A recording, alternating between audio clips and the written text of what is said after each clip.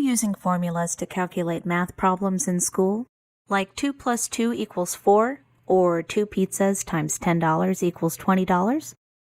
You can use these same formulas to work with numerical data in your spreadsheets, just like you would use a calculator. Excel uses standard operators for math equations, like a plus sign for addition, a minus sign for subtraction, an asterisk for multiplication, a forward slash for division, and a caret for exponents. You're probably used to seeing equations like 5 plus 5 equals, but in Excel, the equal sign comes first. That's because the cell itself contains, or is equal to, the formula and its value. Let's start off with a simple addition formula. We're going to calculate the total budget for June and July. However, instead of entering these numbers, in other words, 1200 plus 1500, we're going to use cell references. Here's how it works. First, select the cell where you want the total to appear. Then type an equal sign, which is how you always start a formula. Next, type the addresses of the cells you want to add. In this example, D10 plus D11. Notice how the cells you've entered are actually highlighted in your worksheet, so you can easily confirm the contents of your formula. When you're ready, press Enter on your keyboard, and Excel will display the answer. Now, you may be wondering why we used cell references instead of numbers. It's because they give you the ability to change your original values without having to retype your formula.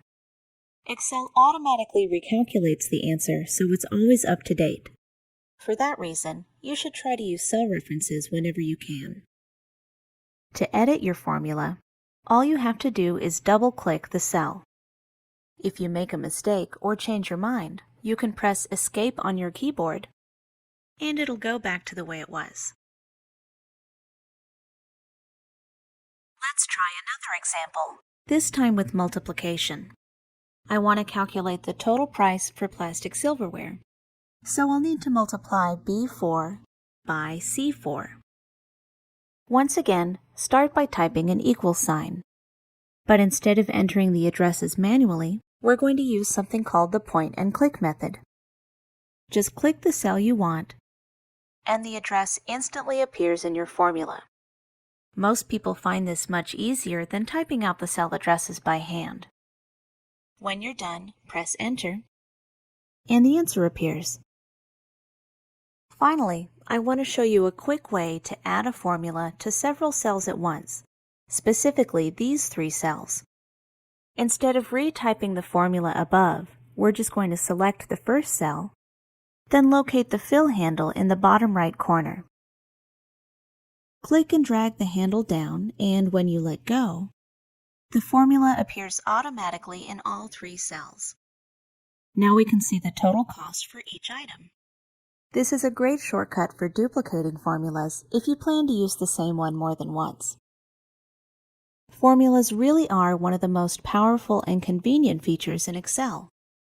Now that you know how to use them, they can help you calculate all kinds of useful data.